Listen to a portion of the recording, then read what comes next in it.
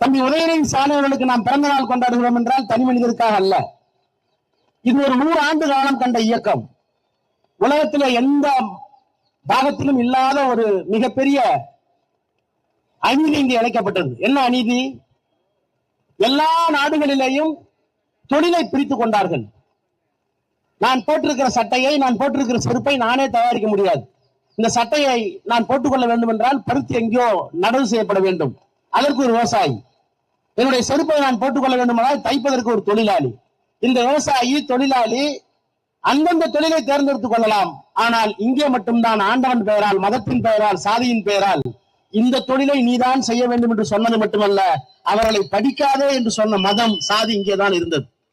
அந்த சாதியை, மதத்தை 2000 ஆண்டு காலமாக இருந்ததை அடித்து நொறுக்கிய ஒரே இயக்கம் இந்தியாவில் இருக்கிறது என்றால் இந்த திராவிட இயக்கம். அந்த இயக்கத்திற்கு தத்துவத்தை தந்த தந்தை பெரியார், பேரறிஞர் அண்ணா, கலைஞர் இவர்களின் மொத்த வடிவமாக இன்றைக்கு திராவிட மாடல் ஆட்சியாளர் நாயகர் மாண்புமிகு முத்துவேல் கருணாநிதி ஸ்டாலின் என்ற ஒற்றை மனிதர் இன்றைக்கு இந்த தத்துவத்தை மட்டும் காப்பாற்றவில்லை, இந்த தத்துவத்தை கபலீகரம் செய்கின்ற அமித்ஷாக்களையும் மோடிக்களையும் களத்திலே நின்று எதிர்த்து விரட்டுகின்ற ஆற்றல் படைத்த ஒரு அரசியல் தலைவர் இவரை தவிர வேறு யாரும் இல்லை என்று சொல்லத்த அளவில் இருப்பவர் தான் நம்முடைய முதலமைச்சர். முழுக்க திரை மயக்கத்திலே மூழ்கடிச்சு தூக்கி போட்டான். இன்னைக்கு திரை மயக்கம் என்ன செய்யுது? திராவிடனே கலங்கடிக்குது. அவன் கைதட்டி ஆர்ப்பரிச்சு கொண்டு வந்தது இன்னைக்கு அவனுக்கே சிக்கலாகுது. அணில் கைகளையும் கால்களையும் ஏறி குதிக்குது, எங்க உதறதுன்னு தெரியல. புலி அப்படி ஓரமா நின்று வேடிக்கை பார்த்துட்டு இருக்கு. திராவிட தாத்திக்கிட்டு இருக்கான், அணில் குறுக்க ஓடுது. திராவிடம் செத்து போச்சு. அது வயதை காத்திருந்தால் கிளைமேக்ஸ் மாதிரி அது செத்து போச்சு. அது ஐயா விஜயகாந்த் 2 ரீலுக்கு முன்னாடியே கொல்லப்பட்டுருவாரு, செத்துருவாரு. உண்மையிலே படத்தை போட்டு பாருங்க, செத்துருவாரு ஐயா. அப்ப அக்கா ரேவதி அந்த அந்த இளம் பெண்களை காப்பாற்றணும், நீ அந்த பெண்களை கூட்டிட்டு போயிரு, என்னை இந்த அருவாளை கொடுத்து இந்த ஒரு சூலாயுதம் மாதிரி இருக்கு, அதுல இப்படி சாத்தி வச்சு அப்படி நிக்க வச்சுட்டு நீ அந்த பிள்ளைகளை கூட்டி ஓடிடுன்றாப்ல. இதுதான் திமுக. அவர் செஞ்சது உயர்ந்த நோக்கத்துக்கு. ஆனா இதுதான் கதை. அவர் 2 ரீலுக்கு முன்னாடியே கொல்லப்பட்டுறாப்ல, செத்துருச்சு திராவிடம். இப்ப அருவாளை வச்சுக்கிட்டு அப்படியே நிக்குது. அது ராதாரவி என்ன பண்ணுவாரு? வெள்ளிக்கிழமை ராமசாமி, இந்த சனிக்கிழமை ராமசாமி இல்ல,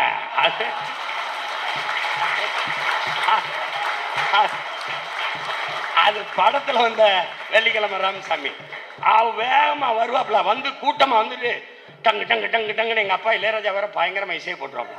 அப்படி நின்று மெதுவா ஒரு காத்து அடிக்கும்போது அப்படியே இப்ப சாத்தி வச்சிருக்காங்க. ஒரு நாள் சத்துன்னு முன்னாடி விழும்ப, நீ வேணா பாரு விழும். தத்துவம் சிதையாமல் பார்த்துக் கொள்ள வேண்டும். நான் இன்னும் கூட ஒருபடி மேலே போய் நம்முடைய முதலமைச்சரை புலங்காயம் அடைகிறேன். பெரியார் இந்த மண்ணிலே தத்துவத்தை தந்து ஊரெல்லாம் சுற்றி வந்தார் மூத்திர சட்டியோடு. தமிழன் அறிவு பெற வேண்டும் என்பதற்காக. அப்போது இந்த ஆபத்து இல்லை, RSS இல்லை, அப்போது இந்துத்துவா இல்லை, நாடாளுமன்றத்தில் 2 MP கூட இல்ல, கட்சி இருந்தது.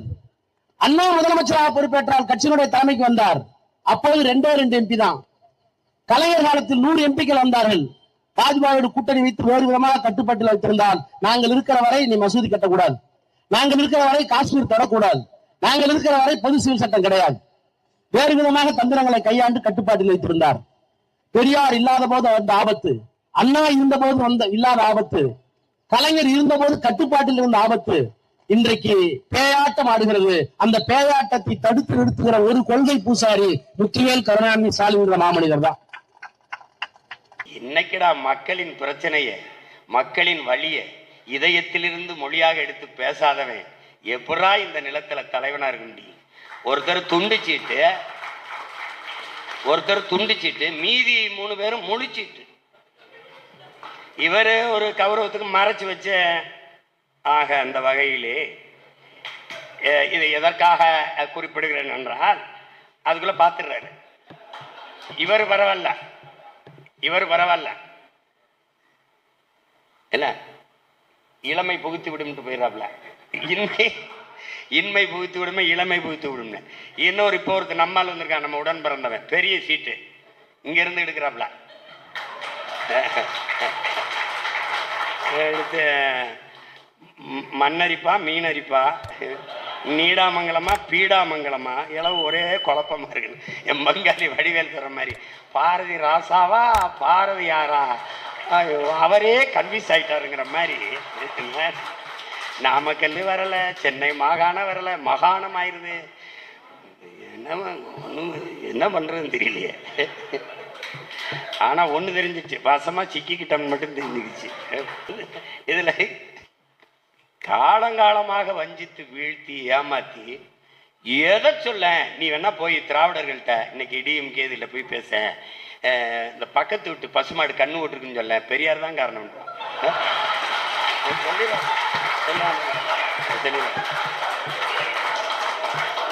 அந்த அம்மாவுக்கு ஒரே பிரசவத்துல 4 குழந்தையாமுங்க, பெரியார் தான்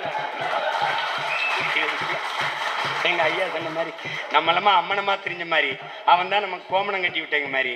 ஏய், இவர் உட்கார்ந்து இருக்கும் போது, ஐயா ராமசாமிங்கிற பெரியார் உட்கார்ந்து இருக்கும் போது பக்கத்துல பேரறிஞர்னு ஒருத்தன் அண்ணா இருந்தாப்புலப்பா, 2 MA படிச்சிருந்தாப்புல.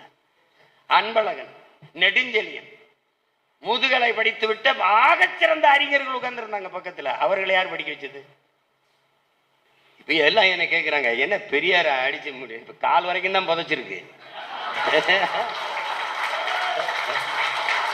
நான் போடுவேன் பாரு, பெரியாரை பேணாது ஒழுகிற் பெரியாரால் பேரா இடும்பை தரும் அப்படின்னு வள்ளுவ பெருமகனார் குரல் எழுதியிருக்காரு. அதை போட்டு பெரியாரை போற்றுவோம்.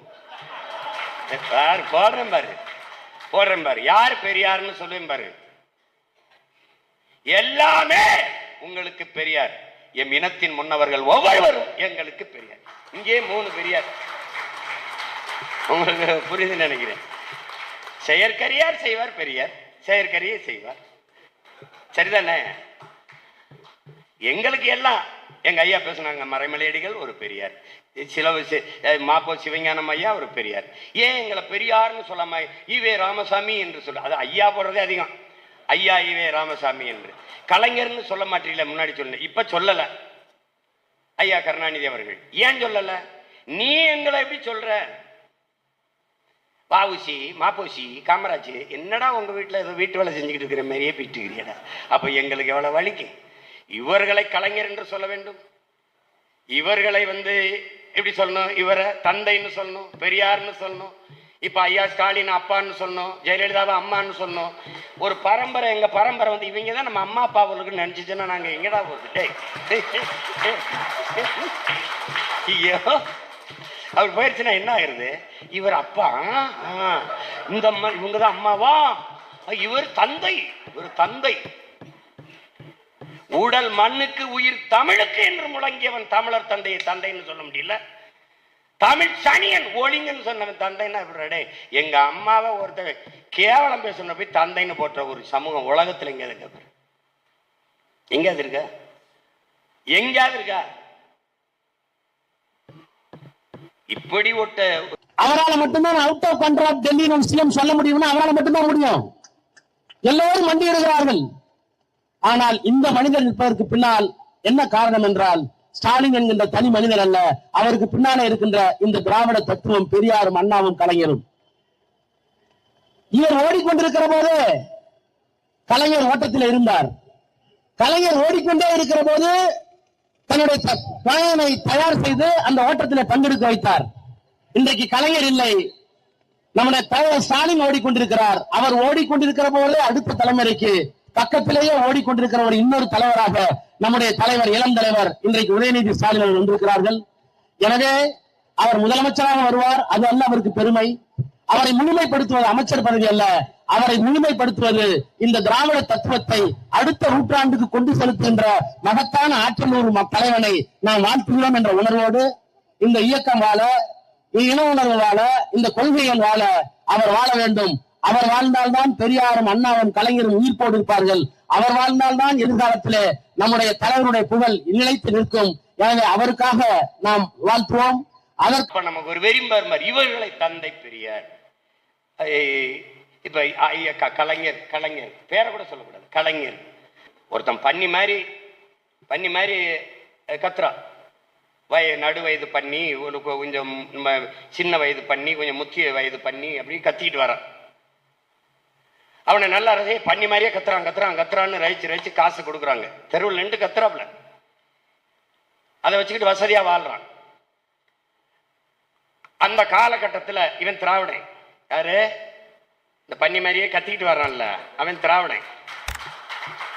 ஒருத்தன் உண்மையிலே ஒருத்தன் வாரான், நம்மள மாதிரி ஒருத்தன் வாரான்.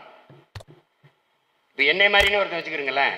டேய் அவன் சும்மா கத்துறான்டா, போலியா கத்துறான்டா, நான் உண்மையிலே நல்லா கத்துவன்டா பன்னி மாதிரின்னு சொன்னோன்னே அப்ப 2 பேருக்கும் போட்டி நடக்குது. இந்த மாதிரி மேடை இல்லை. இப்ப நானும் கத்துறேன், அவனும் கத்துறான். ஆனா ரொம்ப நாளா இந்த போலி மாதிரி கத்தின்னு தான் பாருங்க. இந்த 3 மாதிரி சின்ன பண்ணி இவன் நடு பண்ணி அவனுக்கு தான் கைதட்டு அதிகமா இருக்கு. நீ போலி, நீ சும்மா நம்மள சொல்றான்ல போலி தமிழ் தேசியம்னு சில கூலி திராவிடர்கள். அது மாதிரி அவன் சொல்லிக்கிட்டே இருக்கான், இது போலி இது போலி இது போலின்னு. அப்ப என்ன வருது? ஒரு வெறி வருது. ஏய் நிப்பாட்டுற எத்தனை காலத்துக்குடா இப்படி கண்டதையும் நம்பி கைதட்டி கேவலப்பட்டு இரா அப்படின்னு போய் ஒரு கோணி சாக்கு போட்டு மூடி இருக்காப்ல, அதை தூக்குறாப்ல. உண்மையிலே பண்ணி எந்திரிச்சு கத்துது. பைத்தியக்காரங்களா இவ்வளவு நேரம் கத்துனது நான் இல்லடா, உண்மையான பண்ணிடா. போலிய கேட்டு உண்மையான பண்ணியின் சத்தத்தையே மறந்து போனீர்களே மக்களே.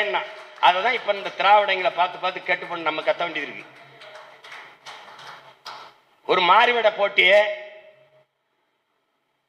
சார்லி சாப்ளின் மாதிரி நடிக்கணும். சார்லி சாப்ளின்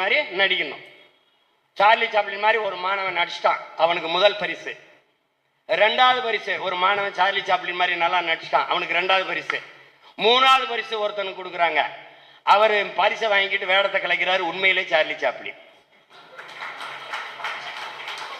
அப்ப எழுதுறாரு ஐயா இறையன்பு, விழிப்புணர்வற்ற சமூகத்தில் நடிப்பவனுக்கே முதலிடம் கிடைக்கும். இப்ப கிடைக்குது பத்தி இல்ல, இப்ப கிடைக்குது இல்ல. ஏண்டா கல்வி சிறந்த தமிழ்நாடுன்னு மாநாடு கல்வி சிறந்த தமிழ்நாட்டுல ஒரு கல்வியறிஞன் கூட வந்து பேசலையே. வேற இயக்குனர் நடிகரும் பேசினா அப்புறம் நடிகன் நாடால துடிக்க மாட்டானா? இவ்வளவுதான் போல இருக்கு அரசியல்னு சொல்லு.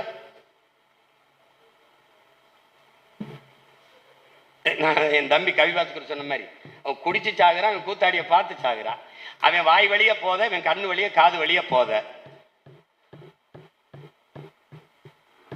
என்ன செய்ய சொல்ற?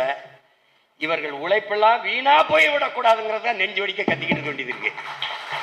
இந்த சமூகத்தை எப்படியாவது மாற்றிவிட வேண்டும் என்று துடித்தவர்கள் நம்மவர்கள். நாங்கள் செத்தாலும் சரி எமது இன மக்கள் விடுதலை பெற்று பெருமையோடு உயர்ந்து சிறந்து வாழ வேண்டும் என்று 50,000க்கும் மேற்பட்ட மாவீரர்கள் ரத்தம் சிந்தி உயிரை கொடுத்து மாண்டிருக்கிறான். எல்லாம் திட்டமிட்டு பறி கொடுப்பான் திராவிடன், நம்மளை ஏமாத்துவான். இப்ப குடும்ப தலைவிக்கு 1000 என்ன சொல்லு? காலையில பிள்ளைகளுக்கு உப்புமா போட்டதை பெருமையா பேசிட்டு காலை உணவு போட்டு படிக்க வைக்கிறேன்றப்பல. அப்போ ஒரு கேள்வி எழுதல, சோத்து சித்தவைய கூட்டமா நீ மாத்திட்ட. 60 ஆண்டுகள் ஆண்டு காலையில ஒருவேளை கஞ்சி குடிச்சிட்டு பள்ளிக்கூடம் வர முடியல என் பிள்ளைக்கு. ஒரு அம்மா பெருமையா சொல்லுது, எல்லாத்துக்கும் sambar dish compulsory, sambar dish கொடுத்துருவோம். ஏன்னா வாரம் முழுக்க இருக்குது சாம்பார் ஊத்துறதுங்க. பாருங்க, இந்த கல்வியில் சிறந்த தமிழ்நாட்டில் அந்த அம்மா பேசுது, எல்லாத்துக்கும் சாம்பார் கொடுத்துருவோங்க. சாம்பார் 5 நாள் உப்புமா தான். அப்ப என்ன காரணம்? உப்புமா கம்பெனி, அதனால உப்புமா கிண்டி போட்டுக்கிட்டு. அவர்களுடைய திருட்டு திராவிட சித்தாந்தத்தை சினிமாவை வச்சு ஒழிக்க முடியாது. அதை தாண்டிய தத்துவம் இருக்கு. இந்தியம். எது இந்தியம்? எல்லாத்தையும் பறித்து கொண்டு போகும், அது இந்தியம். பல்லை இழித்துக் கொண்டு கைகட்டி வேடிக்கை பார்க்கும், அது திராவிடம். எல்லாவற்றிலும்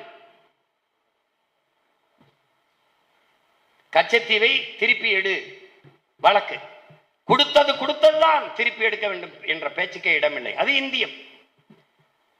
எந்த இந்தியம் திருப்பி எடுக்க முடியாது என்று சொல்கிறதோ அதோடவே தேர்தல் உடன்படிக்கை, அரசியல் கூட்டு, அற்ப பதவிக்காக கூட்டு. அப்ப எப்படி திருப்பி எடுப்பான்? இங்க நம்ம மக்களை ஏமாத்தணும்ல. கச்சத்தீவை மீட்க போராடுவோம், நான் வந்த பிறகு தீவிரமாக போராடுவோம். அது கொஞ்சம் அடிஷனலா சேர்த்துக்கிட்டான், கூடுதலா சேர்த்துக்கிட்டான். ஆட்சிக்கு வர்றதுக்கு முன்னாடி வந்த உடனே ஒரு காந்தி ஜெயந்தி அன்றைக்கு நாங்கள் டாஸ்மார்க்கை மூடுவோம், முதல் கையெழுத்தை அதிலே போடுவோம். ஆட்சிக்கு வந்தவங்க ஏங்க மூடவில்லை என்று கேட்டால் வாயை மூடுவோம், உடனே ஓடுவோம். தான் நடந்துருக்கு.